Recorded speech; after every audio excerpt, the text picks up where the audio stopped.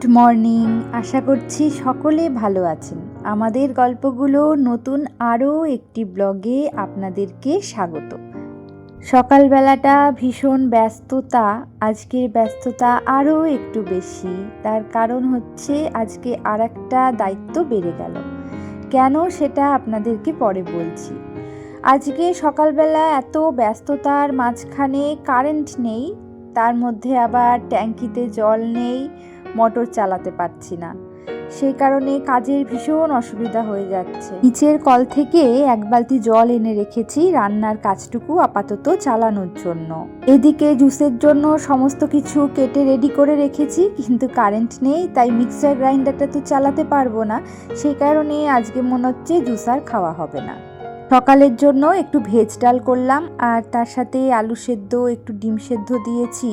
আর কালকের একটু বাঁধাকপি তরকারি রয়ে গেছে, ওটা দিয়ে সকালে খাওয়া দাওয়াটা হবে।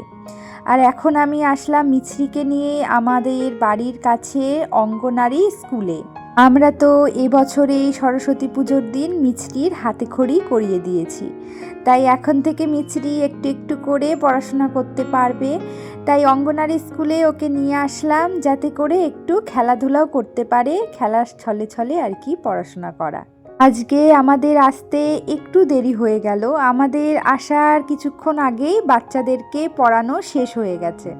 এসে দেখলাম বাচ্চারা ছোটাছুটি করে খেলাধুলা করছে, তাই মিছরিকেও একটু খেলতে পাঠালাম। ওরা লুকোচুরি খেলছিল, হঠাৎ করেই একটা বাচ্চা মেয়ে বুঝতে পারেনি মিছরিকে ধাক্কা দিয়ে ফেলেছে। আর তখনই মিছরি ভয় পেয়ে গেছে, ও আর খেলতে রাজি না। যাই হোক, আজকের মতন আমাদের স্কুল ছুটি, আমরা এখন বাড়ি ফিরবো। আমাদের আজকে ফার্স্ট স্কুল ছিল, আমাদের স্কুল হয়ে গেছে। স্কুল হয়নি, খেলাধুলা হয়েছে। পড়াশোনা আজকে হয়নি, কালকে হবে, তাই না? আজকে একটু খেলাধুলা হলো। এখন বাড়ি ফিরে যাচ্ছি, আবার কালকে আসবো। কালকে তাড়াতাড়ি আসবো, কালকে একটু পড়াশোনা হবে, তাই তো? চলো।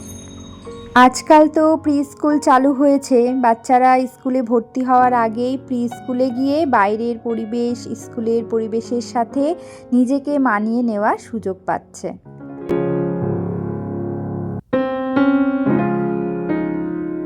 বাড়ি ফিরেই আমি আর মিছরি সকালের খাওয়া দাওয়াটা সেরে নিয়েছি। এখন দুপুরের জন্য একটু আলু ফুলকপির তরকারি করছি। সকালের ভেজ ডালটা তো আছেই, আজকে আর বিশেষ কিছু রান্না বান্না করব না। খুব ঝটপট আলু ফুলকপির তরকারিটা রান্না করব। আর এখন থেকে আমাকে একটু ঝটপটই কাজকর্ম করতে হবে। যদি প্রত্যেক দিনই মিছরিকে নিয়ে ওই অঙ্গনারী স্কুলে যেতে হয়, তাহলে তো অনেকটা টাইম ওখানে যাবে। তাই আমাকে এখন থেকে একটু তাড়াহুড়ো করে রান্নাবান্নাটা করতে হবে। আজকে তাই দেখুন আলু আর ফুলকপিটা একসাথেই ভাজা করে ফেলেছি। অন্য দিন তো আলু আলাদা ফুলকপি আলাদা এভাবে করে থাকি, তবে আজকে দেখলাম যে কি হয় করেই দেখি। তো দেখলাম ঠিকই আছে, অসুবিধা হয়নি। আলুটা একটু বেশি ভাজা হয়ে যায় ফুলকপির তুলনায়, এটাই হচ্ছে অসুবিধা। তবে ফুলকপির সাইজটা যদি ছোট রাখা হয়, তাতে করে আলু ফুলকপি একসাথে সমানভাবে ভাজা হবে। একটু মটরশুঁটিও দিচ্ছি তরকারিতে, ভালো লাগবে। আর বেশ অনেকক্ষণ হলো কারেন্ট চলে এসেছে, ঝটপট করে মিক্সার গ্রাইন্ডারে মশলাটা করে নিয়েছি, তাতে করে তাড়াতাড়ি রান্না বান্না হয়ে যাবে। ওদিকে দুপুরের জন্য ভাতটাও বসিয়ে দিয়েছি।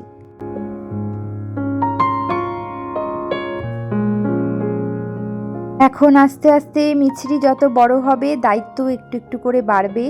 আর এখন থেকে একটু একটু করে আমাকেও একটা রুটিনে আসতে হবে। ফুলকপির তরকারিটা প্রায় হয়ে এসেছে, একটু গরম মশলার গুঁড়ো দিয়ে দিলাম, তাতে খেতে ভালোই লাগবে। চলুন, এবার রান্না বান্না কমপ্লিট হয়ে গেল।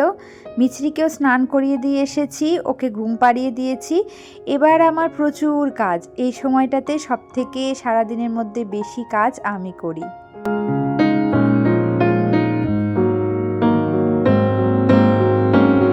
আমরা প্রত্যেকে যদি আমাদের জীবনে একটা রুটিনের মধ্যে চলি এবং সময়ের সাথে সাথে তাল মিলিয়ে চলি, তাহলে আমার মনে হয় কাজের কোনো অসুবিধাই হয় না।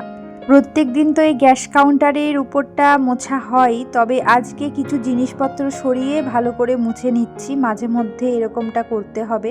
আজকে হাতে সময়টা একটু বেশি পেলাম, তাই কাজটা একটু বেশি করছি। যেদিন যেমন সময় পাবো সেদিন সেরকমভাবেই করতে হবে। আজকে রান্নাঘরে যে জায়গাগুলো প্রায় প্রত্যেক দিন মোছা হয় না, সেইগুলো একটুখানি মুছে নিলাম। এই জায়গার জিনিসপত্রগুলো সরিয়ে মুছেছিলাম, এখন আবার জিনিসপত্রগুলো যেখানে যেরকমভাবে সাজানো ছিল সেভাবেই রেখে দিচ্ছি।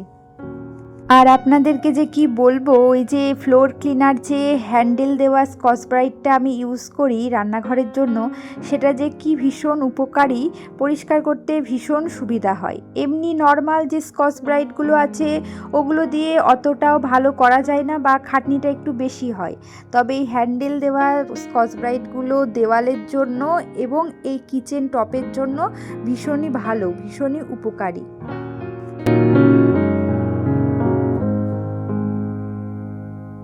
আজ তো রান্নাবান্না বিশেষ কিছু করিনি, তাই রান্নাবান্নার জন্য সময় খুব একটা নষ্ট হয়নি। তাই আজকে যেদিকে টুকটাক অল্প অল্প নোংরা চোখে পড়ছে সেদিকটাই পরিষ্কার করে ফেলছি। এদিকের জিনিসগুলো প্রত্যেক দিন সরিয়ে সরিয়ে মোছা হয় না, আজকে তাই ভাবলাম সময় আছে যখন এদিকের জিনিসগুলো সরিয়ে ভালো করে এদিকটা মুছে নিই।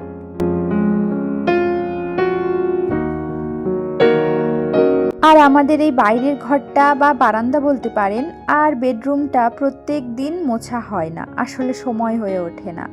আর বাইরে থেকে ভীষণ ধুলো আসে এই বাইরের ঘরটাতে, আসলে রাস্তার ভীষণ কাছে তো এটা, তাই এখানে ধুলোটা বেশি হয়।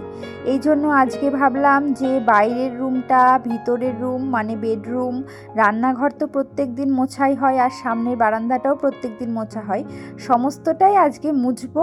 আর আজকে ওই স্টিক মপটা ব্যবহার করলাম না, আজকে এমনি হাত দিয়েই মুছে নিলাম। আমার মনে হয় হাত দিয়ে যতটা ভালো পরিষ্কার হয় স্টিক মপ দিয়ে ততটা ভালো পরিষ্কার হয় না, তাই মাঝে মধ্যে একটু হাত দিয়ে মোছারও প্রয়োজন আছে।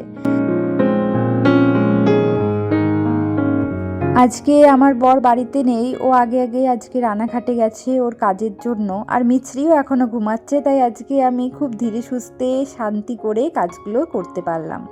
স্নান সেরে আসলাম, আর স্নানের পরে ঘর বারান্দা পরিষ্কার ঝকঝকে দেখলে মনটাই যেন আলাদাই শান্তি আসে।